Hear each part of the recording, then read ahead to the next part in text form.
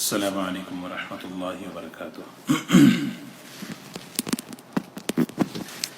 اعوذ باللہ من الشیطان الرجیم، بسم اللہ الرحمن الرحیم۔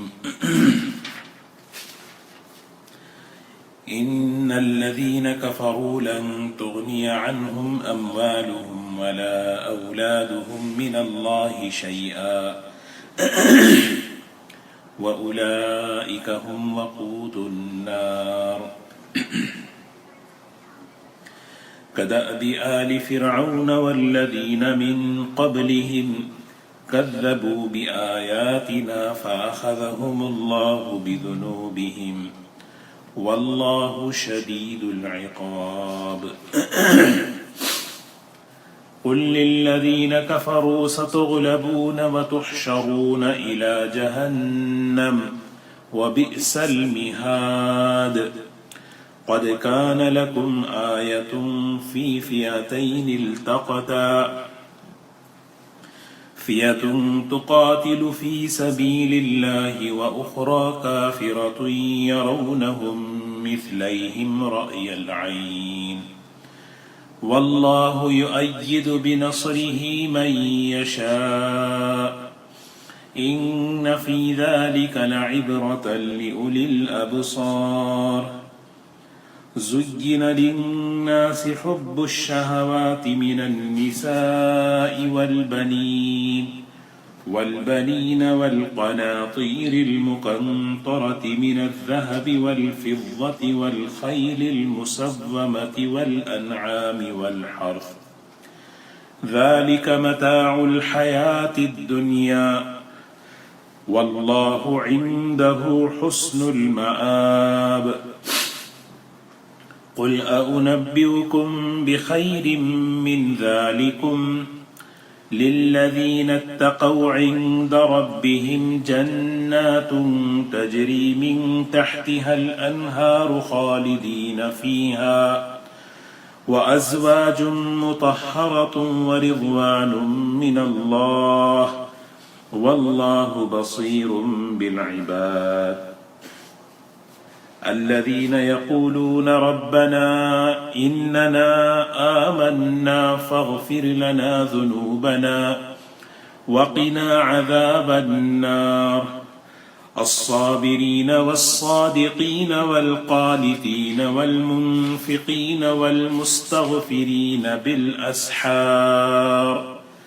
صدق الله العظيم۔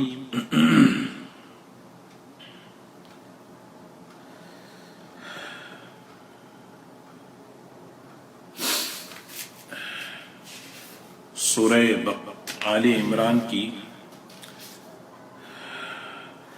آیت نمبر 10 سے تلاوت کی گئی ہے،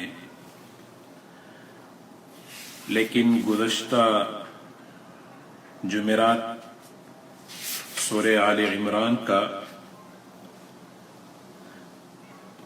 جو حصہ درس میں پڑھا گیا وہ مکسلر کی وجہ سے، مکسلر میں کچھ خرابی کی وجہ سے وہ آپ تک نہیں پہنچ سکا، تو گزشتہ کی جو آیتیں ہیں، آیت نمبر 7، 8، 9، 10، یہ 4 آیتیں میں انشاءاللہ اس کا خلاصہ آپ کی خدمت میں عرض کروں۔ اللہ تعالیٰ سورہ آل عمران میں اللہ تعالیٰ فرماتا ہے هو الذی انزل علیک الکتاب،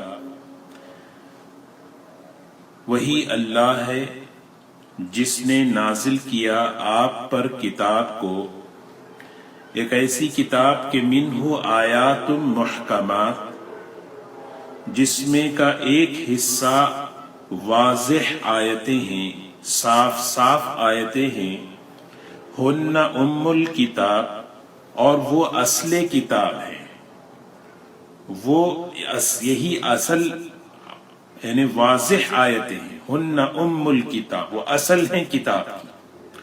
وَأُخَرُ مُتَشَابِهَاتٌ، قرآن پاک میں دوسری ہیں وہ آیتیں ہیں جو متشابہ ہیں، جن کے معنی معلوم ہے یا جن کا معنی معلوم نہیں۔ متشابہ. فَأَمَّا الَّذِينَ فِي قُلُوبِهِمْ زَيْغٌ، جن لوگوں کے دلوں میں ٹیڑھا پن ہے، فَيَتَّبِعُونَ مَا تَشَابَهَ مِنْهُ ابْتِغَاءَ الْفِتْنَةِ وَابْتِغَاءَ تَأْوِيلِهِ، جن لوگوں کے دلوں میں ٹیڑھا پن ہے وہ متشابہات کے پیچھے پڑ جاتے ہیں، اس کی پیروی کرتے ہیں گمراہی پھیلانے کی نیت سے.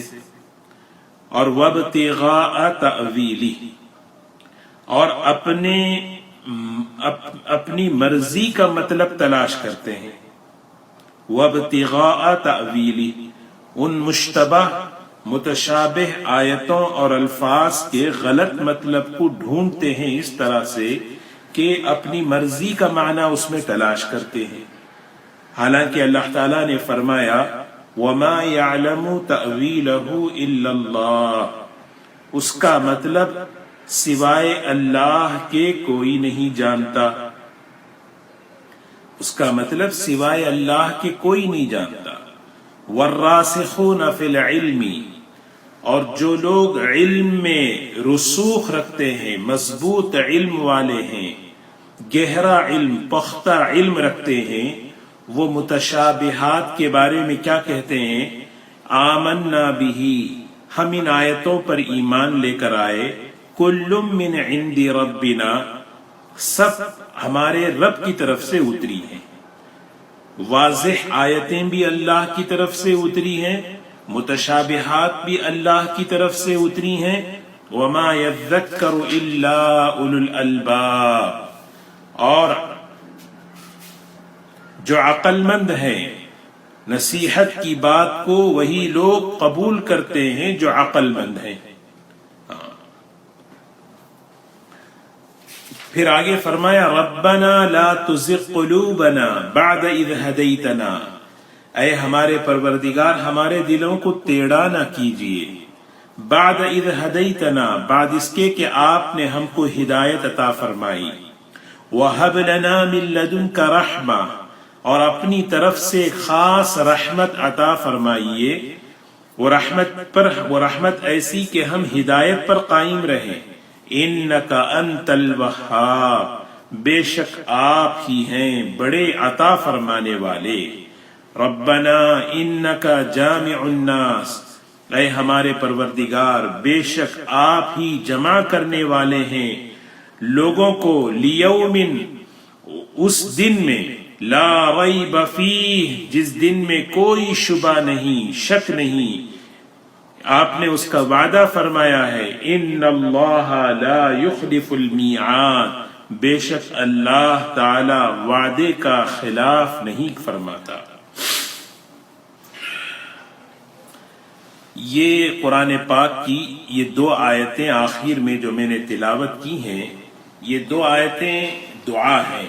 ربنا لا تزغ قلوبنا بعد اذ ہدیتنا وہب لنا من لدنک رحمہ انک انت الوہاب. یہ دعا ہے. قرآن پاک میں دو قسم کی دعائیں ہیں. ایک وہ دعا ہے جس کو اللہ تعالیٰ نے سکھایا ہے کہ اے بندو یہ دعا مانگو، یہ دعا مانگو. جیسے ربنا آتنا فی الدنیا حسنہ، اللہ تعالیٰ نے سکھایا. سورہ بقرہ کی آخری آیتیں. بعض دعائیں وہ ہیں جو اللہ کے نیک بندے دعائیں مانگتے تھے، اللہ تعالیٰ نے ان دعاؤں کو نقل فرمایا ہے. تو سوچیں وہ کیسے خوش نصیب اللہ کے بندے ہیں جن کی دعاؤں کو اللہ نے قرآن پاک میں ذکر فرمایا. یہ بھی اسی میں سے ایک دعا ہے. راسخین فی العلم، علم میں پختگی یعنی مضبوط علم والے، ان کی دعا کیا ہے؟ ربنا، اے ہمارے پروردگار، لا تزغ قلوبنا، ہمارے دلوں کو ٹیڑھا ہونے نہ دیجیے. بعد اذ ہدیتنا، ہدایت کے ملنے کے بعد، ہدایت کے ملنے کے بعد ٹیڑھا پن نہ ہو، کجی نہ ہو. وَهَبْ لَنَا مِن لَّدُنْكَ رَحْمَةً، وَهَبْ لَنَا مِن لَّدُنْكَ، اپنے پاس سے، اپنی خزانے سے خاص رحمت ہمیں عطا فرمائیے. انک بیشک آپ ہی ہیں انت الوہاب بہت عطا کرنے والے. یہ ایک بہت ہی جامع دعا ہے. اس دعا کو یاد کر لیں. اور یہ دعا کی برکت یہ بتائی ہے حضرات علماء نے کہ اس دعا کے اہتمام کرنے پر اللہ تبارک و تعالی ایمان پر خاتمہ عطا فرمائیں گے. ہاں کیونکہ ذرا غور کریں، کیونکہ یہ بات گزشتہ درس میں یہ بات بتائی گئی تھی لیکن بڑی اہم باتیں ہیں تو میں دوبارہ اس کو عرض کروں. یہ جو دعا ہے، یہ دعا کس پس منظر میں آئی ہے؟ یہ اللہ کے نیک بندوں نے کب مانگا، کیوں مانگا؟ اس کو سمجھنے کے لیے پچھلی جو 2 آیتیں ہیں اس کو ذہن میں رکھنا ہے. اس میں یہ اللہ تعالیٰ نے بتایا کہ اللہ تعالیٰ نے قرآن پاک جو نازل فرمایا اس میں 2 قسم کی آیات ہیں. ایک وہ آیتیں ہیں جو محکمات ہیں. محکمات کا مطلب واضح، جس کا مطلب صاف صاف، جس کو سمجھنے میں کوئی دشواری نہیں آتی. جیسے اللہ تعالیٰ نے فرمایا اے ایمان والو نماز پڑھو، زکوٰۃ ادا کرو، اللہ کے راستے میں خرچ کرو، صبر کرو، یہ ہے تقوی اختیار کرو. اور یہ سب سے زیادہ حصہ ہے قرآن پاک کا. یہ قرآن پاک کا ایک بہت بڑا حصہ ہے کہ جس میں اللہ تعالیٰ نے قرآن پاک میں واضح صاف صاف آیتیں اللہ نے بیان فرما دی، اس لیے کہ بندے اس پر عمل کریں اور اس کو اپنی زندگی میں لائیں. اور قرآن پاک کی دوسری یعنی جو آیتیں ہیں قرآن پاک میں، اس کی دوسری قسم ہے متشابہات. متشابہات جس کا بعض مرتبہ متشابہات 2 قسم کے ہیں. ایک ہے کہ جس کا ترجمہ سمجھ میں آتا ہے لیکن حقیقت ہمارے عقل سے بالاتر ہے. ترجمہ سمجھ میں آ رہا ہے لیکن حقیقت ہمارے عقل سے، فہم سے بہت اونچی چیز ہے. جیسے اللہ تعالیٰ نے قرآن پاک میں فرمایا کہ اللہ کا ہاتھ، ید اللہ، اللہ کا ہاتھ. یہ ترجمہ تو سمجھ میں آ گیا لیکن اللہ کا ہاتھ یہ تو ہمارے فہم سے اونچی چیز، عقل سے اونچی چیز ہے. ایسی بہت سی کہ انسان کے اندر، اس کی ذہن میں، اس کی عقل میں یہ صلاحیت ہی نہیں ہے کہ وہاں تک سمجھ سکے اس چیز کو. بعض وہ ہیں جس کا معنی بھی تو معلوم نہیں. الف لام میم، کاف ہا یا عین صاد، حامیم، قاف، نہ اس کا ترجمہ پتا ہے نہ اس کا معنی پتا ہے، نہ اس کا نہ لفظ. یہ تو کیا ہے، اللہ ہی اس کو بہتر جانے. اس کو کہتے ہیں متشابہات. اور یہ بہت تھوڑے ہیں، بہت تھوڑے ہیں. جیسے قرآن پاک میں اللہ تعالیٰ نے کئی جگہ پر ذکر فرمایا کہ اللہ تعالیٰ نے آسمان اور زمین کو پیدا فرمایا، اور پھر پیدا فرمانے کے بعد ثم استوى علی العرش، عرش پر بیٹھ گیا. عرش کیا ہے، بیٹھنا کسے کہتے ہیں؟ جیسے میں بیٹھا ہوں تو مجھے چیئر چاہیے، بیٹھنے کی جگہ چاہیے، اور جس پر میں بیٹھا ہوں وہ میرے سے بڑی ہونی چاہیے، کیونکہ میں اگر میرے سے چھوٹی اگر چیز ہو جس پر میں بیٹھوں تو بیٹھ نہیں سکتا. تو اللہ تعالیٰ تو جسم سے پاک ہے، تو اللہ تعالیٰ کیسے بیٹھے ہیں؟ اور عرش پانی پر ہے، پانی پر عرش کیسا ہے؟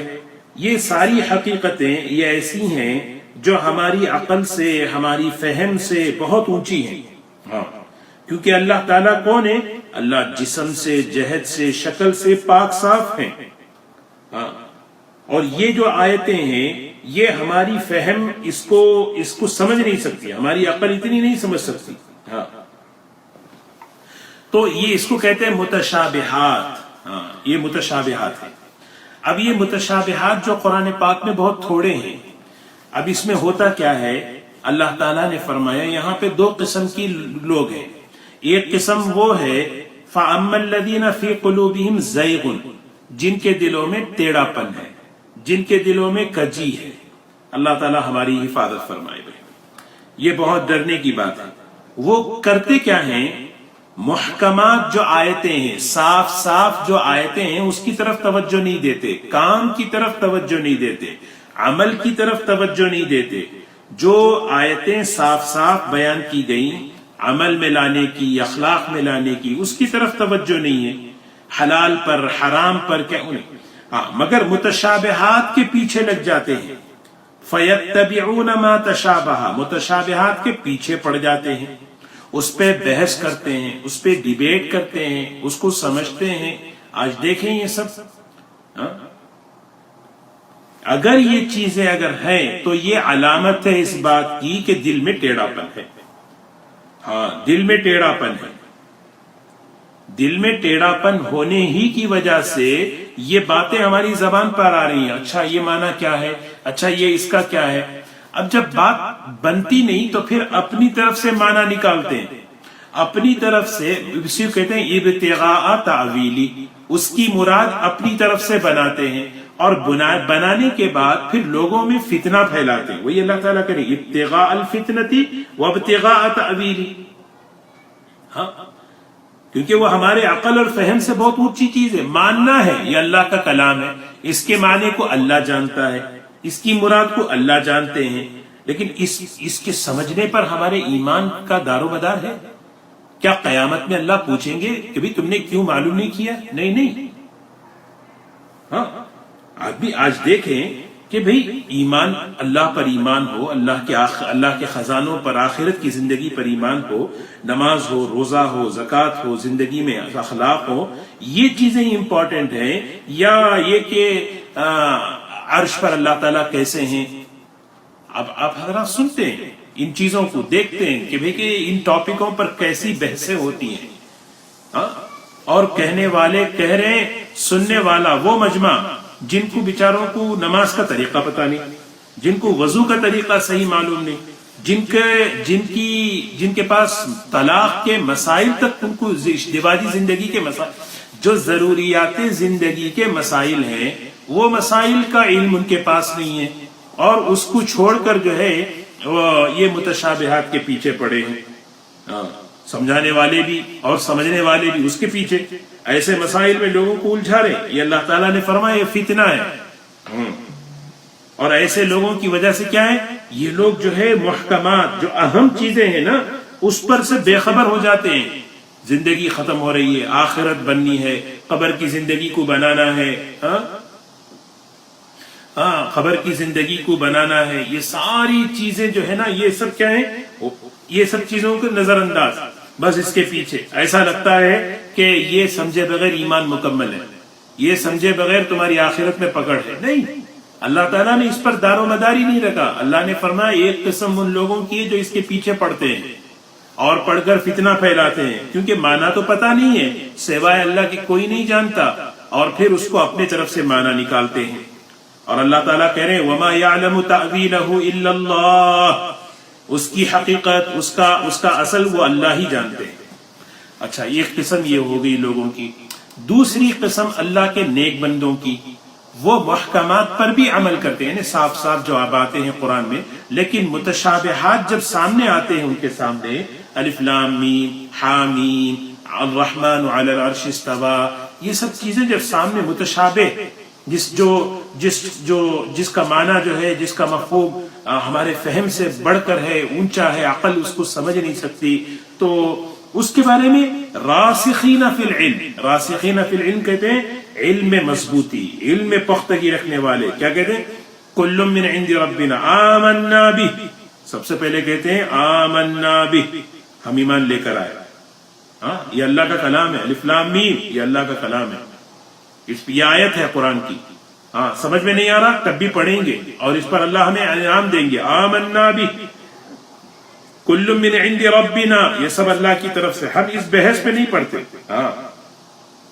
ہم اس بحث میں نہیں پڑھتے، یہ کون کر رہے ہیں، یہ علم والے کر رہے ہیں، یہ علم والے جو ہے نا، ایسے فتنے بہت اٹھے تاریخ میں، ایسے فتنے بہت ہر زمانے میں آج بھی اٹھ رہے ہیں، یہ سب کے سب کیا ہیں، یہ جو ہے امت کو جو ہے یعنی اصل کام سے ہٹا کر، اصل دین سے ہٹا کر، اصل پریکٹیکل عملی زندگی سے ہٹا کر ان چیزوں میں الجھا رہے ہیں۔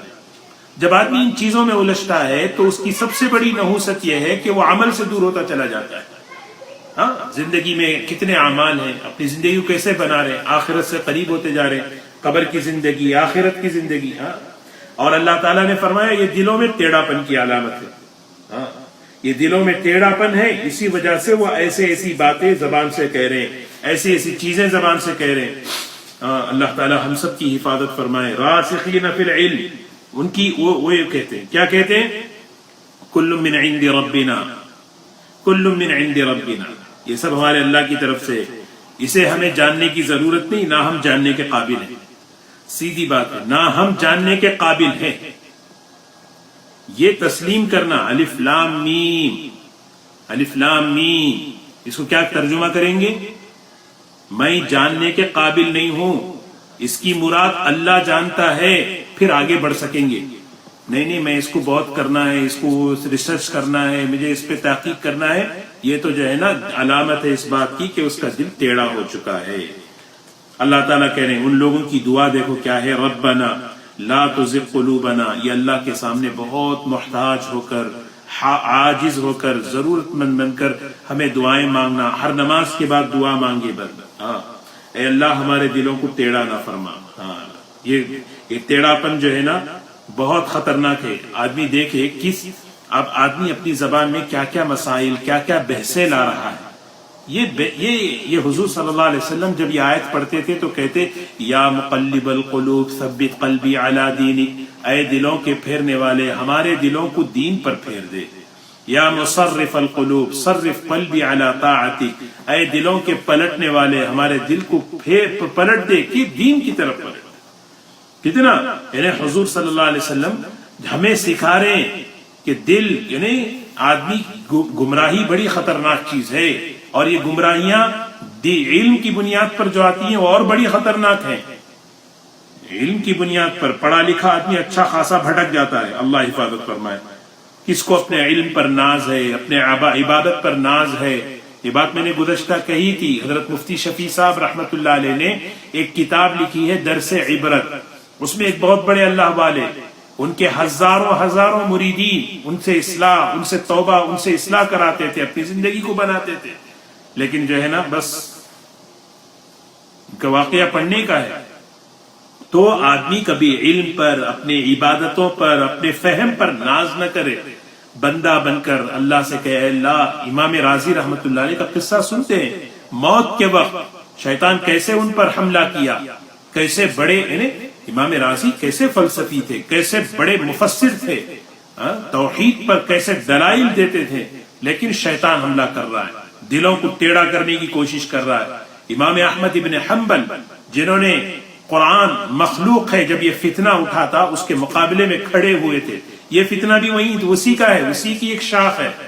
لیکن حضرت جمے رہے، جان دے دی حضرت نے. لیکن ان کے وفات کے وقت بھی شیطان. تو شیطان اللہ تعالی ہم سب کی حفاظت فرمائے. یہ دعا بندہ کہے ربنا لا تزغ قلوبنا، اے اللہ ہمارے دلوں کو ٹیڑھا نہ فرما.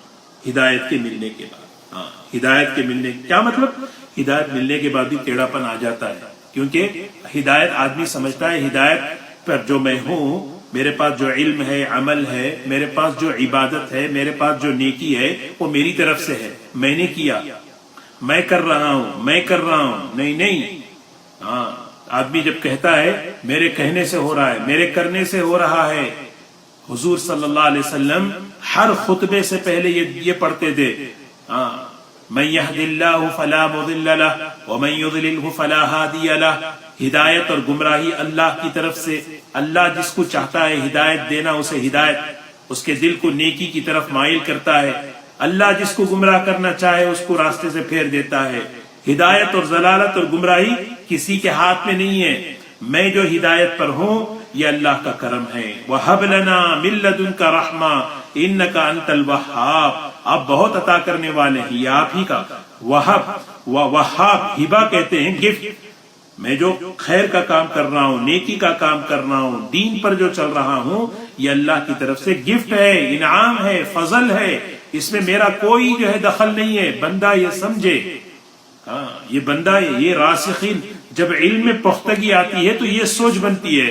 علم ڈھیلا ڈھالا ہوتا ہے تو پھر آدمی کہتا میں کر رہا ہوں، میں نے کیا، میں کر رہا ہوں. یہ ٹیڑھا پن ہے. تو گمراہی جو ہے نا بڑی خطرناک چیز. آدمی کو پتا بھی نہیں چلتا میں کیسے گمراہ ہو گیا، میں کیسے گمراہ ہو گیا۔ اسی لیے دیکھ، ایک ہوتی ہے فہم، ایک ہوتی ہے کج فہمی۔ کج فہمی کا مطلب فہم ٹیڑھی ہو گئی، فہم ٹیڑھی ہو جانا۔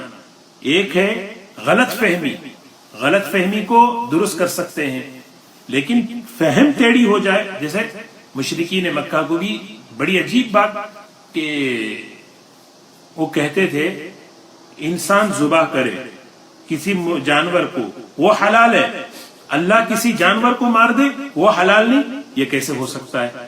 وہ کہتے تھے میتا، مردار بھی حلال ہونا چاہیے، کیونکہ اللہ نے اس کو مارا ہے۔ انسان مارے تو حلال اور اللہ مارے تو حرام، یہ ہے کج فہمی، ٹیڑھا پن، یہ فہم۔ تو اسی لیے اللہ تعالیٰ نے یہ دعا سکھائی ہے کہ ٹیڑھا پن جو ہے عقیدے میں، فکر میں، سمجھ میں پیدا ہو جاتی ہے کج فہمی۔ اور اسی طرح عمل اور اخلاق میں بھی ٹیڑھا پن آ جاتا ہے، عمل میں ٹیڑھا پن آ گیا، اخلاق میں ٹیڑھا پن آ گیا۔ اسی لیے بہت اللہ سے دعا مانگنی چاہیے، اے اللہ ہماری حفاظت فرمائے۔ حضرت سلیمان علیہ السلام کو اللہ تعالیٰ نے بطور نعمت کے فرمایا فَفَحَّمْنَاهَا سُلَيْمَانَ، ہم نے سلیمان کو فہم دی۔ فہم دی کا مطلب فہم، ہم نے سلیمان کو فہم، بہت بڑی نعمت ہے دین کی فہم، دین کا سمجھ۔ یا مفہم سلیمان فہمنی، اے سلیمان علیہ السلام کو فہم دینے والی ذات مجھے بھی صحیح سمجھ عطا فرما، صحیح فہم عطا فرما۔ اللہ سے مانگتے رہنا چاہیے، بہت بڑی نعمت ہے اللہ کے یعنی اللہ کے دین کی صحیح فہم آدمی کو مل جائے، اس سے بڑی خیر کی بات ہے۔ من یرید اللہ بہ خیرا یفقہہ فی الدین۔ اب وہ فہم کیسے صحیح رہے، بگڑتی کیسے؟ ایک دو باتیں ہیں۔ ایک بات یہ ہے کہ اپنی صحبتوں کو صحیح رکھنا، ہمارا ملنا جلنا، ہمارا اٹھنا بیٹھنا، ہمارا کہنا سننا کس سے ہو رہا ہے، یہ بہت ضروری ہے۔ فہم، بچوں کی فہم کیوں بگڑ رہی ہے، نوجوانوں کی فہم کیوں بگڑ رہی ہے؟ کیا وجہ ہے؟ صحبتیں بگڑی ہوئی ہیں۔ جس ویب سائٹ پہ چاہا چلے گئے، جس کا چاہا سن لیا، جو چاہا پڑھ لیا، جہاں چاہے لے لیا۔ کوئی بھی بات دل لبھانے والی ملی اس کو لے لیا۔ دین کی بات ذائقہ چکھنے والی تھوڑی ہے کہ بھی کبھی اس ریسٹورنٹ میں کھا لیے، کبھی اس ریسٹورنٹ میں کھا لیے، کبھی وہاں کا برگر، کبھی یہاں کا برگر۔ دین میں اگر معاملہ کریں گے تو گڑبڑی ہوگا کہ آدمی جو ہے کبھی اس کا سن لیا۔ تو اسی لیے مستند علم مستند ہو، ذرائع مستند ہو۔ یہ فہم درست کرنے کے لیے، فہم کو صحیح رکھنے کے لیے سب سے بڑی بنیادی چیز ہے کہ صحبت کا مطلب یہ ہے کہ میں کن لوگوں کے ساتھ میری اٹھنا بیٹھنا بات چیت، کون سی کتابیں میں پڑھ رہا ہوں، کس کے بیانات میں سن رہا ہوں، کس کی کیا نہیں۔ یہ چیز آدمی جو ہے نا اس کو ذہن میں رکھے، ورنہ کیا ہے بعض مرتبہ باتیں بڑی اچھی لگتی ہیں، کتابوں کی ووراق کی چکناہٹ بڑی اچھی لگتی ہے، لیکن ہوتا کیا ہے تھوڑی بات جو ہے نا ڈاؤٹ کی دل میں پڑ جاتی ہے، ایسی بات اور ایسا ٹیڑھا پن آتا ہے بہت بعد میں چل کے جو ہے سمجھ میں آتا ہے۔ علماء نے مثال دی ہے اس کی، ٹرین جب چلتی ہے تو پٹری جب بدلتی ہے، ٹرین ہے نا جب پٹری بدلتی ہے تو شروع میں دو پٹریوں میں جو ہے نا کوئی فاصلہ نہیں ہوتا، لیکن آگے چلتے چلتے چلتے دونوں پٹریوں میں ہزاروں میل کا فاصلہ، یہ تو ادھر گئی یہ ادھر جا رہی ہے۔ تو شروع میں گمراہی جو ہے نا سمجھ میں نہیں آتی، اٹس اوکے یہ ٹھیک ہے، لیکن بعد میں ایسے چلتے چلتے نہیں، آدمی کہاں بھٹک جاتا ہے۔ اللہ ہم سب کی حفاظت فرمائے۔ اسی لیے اللہ تعالیٰ نے قرآن پاک میں یہ بیان فرمایا، اللہ سے مانگو اے اللہ مجھے ٹیڑھے پن سے، دلوں کا ٹیڑھا پن۔ یہ علم والوں سے وہ آیا ہے، یہ فتنے بڑے خطرناک ہیں۔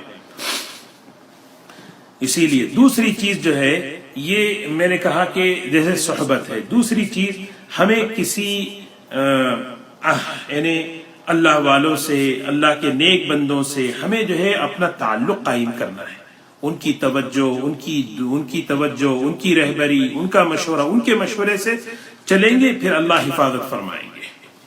تو یہ دعا اس کا ہمیں اہتمام کریں۔ یہ باتیں گزشتہ درس کی تھیں جو میں نے عرض کی۔ اب آج میں نے جو تلاوت کی ہے اس کو میں عرض کروں ان الذین کفروا لن تغنی عنہم اموالہم ولا اولادہم من اللہ شیئا واولئک هم وقود النار.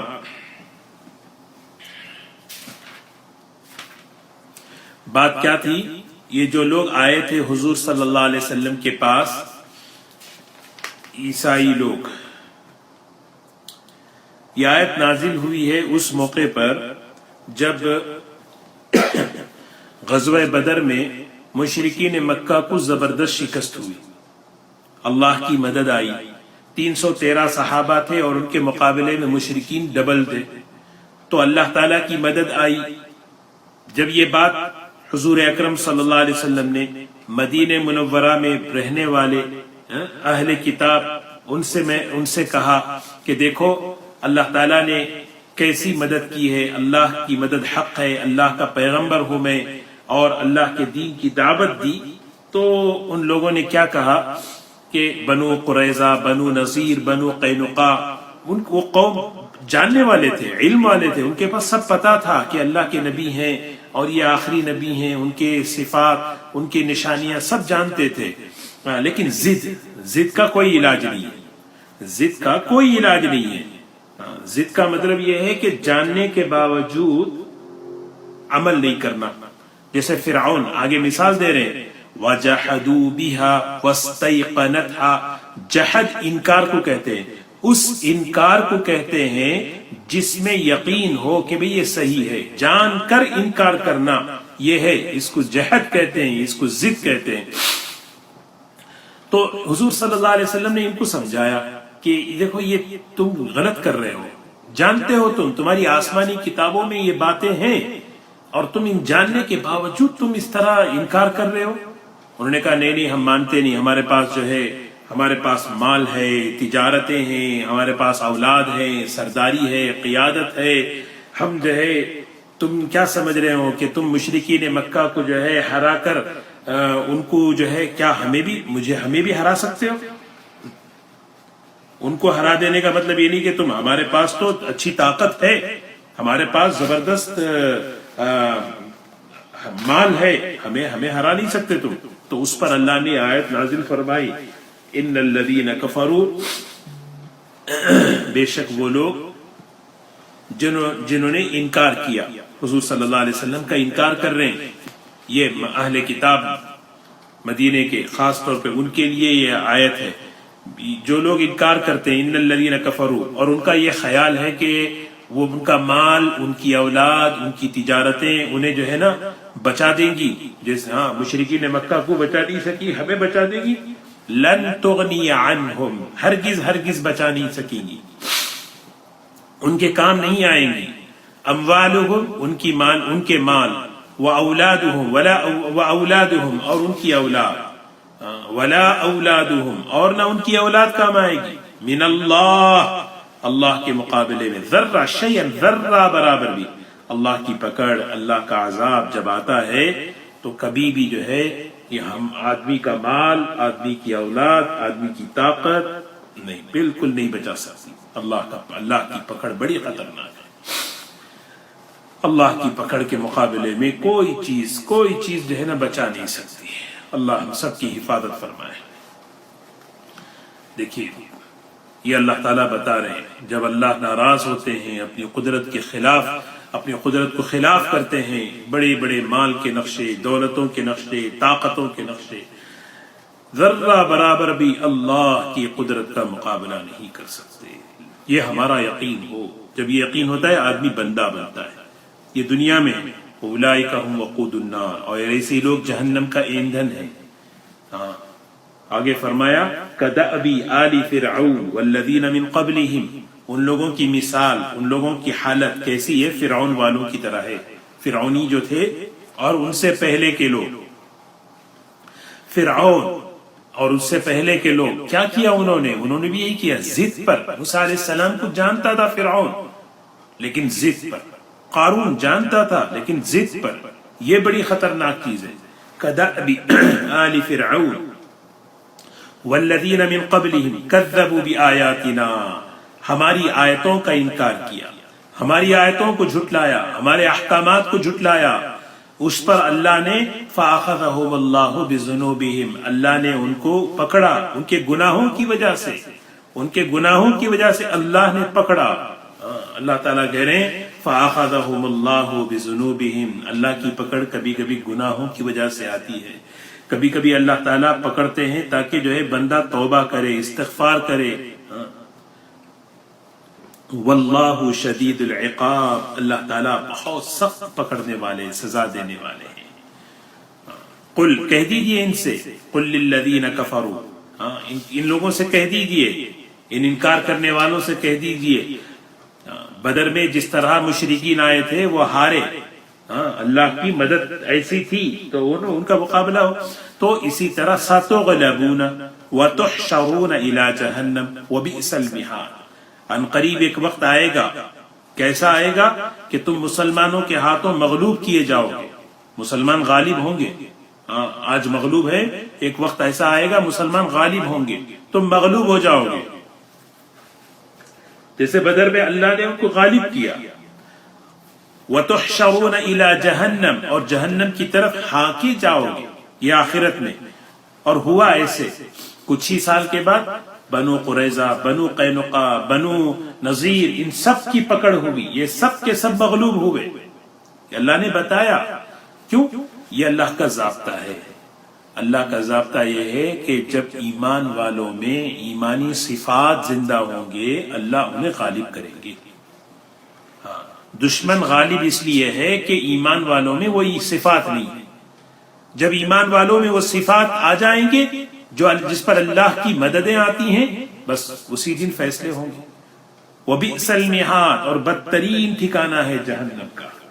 آگے مثال دے رہے قد کان لکم آیت، قد کان لکم، تمہارے لیے، تمہارے لیے کا مطلب ان یہودیوں کے لیے، ہمارے لیے، پوری امت اور پوری انسانیت کے لیے آیت، بہت بڑی نشانی ہے، بہت بڑا سبق ہے، بہت بڑا نمونہ ہے، فی اس چیز کے بارے میں، فیاتین، دو گروپ، دو فوج، دو جماعتیں، دو گروہوں کے بارے میں، التقطا، جو انہوں نے مقابلہ کیا۔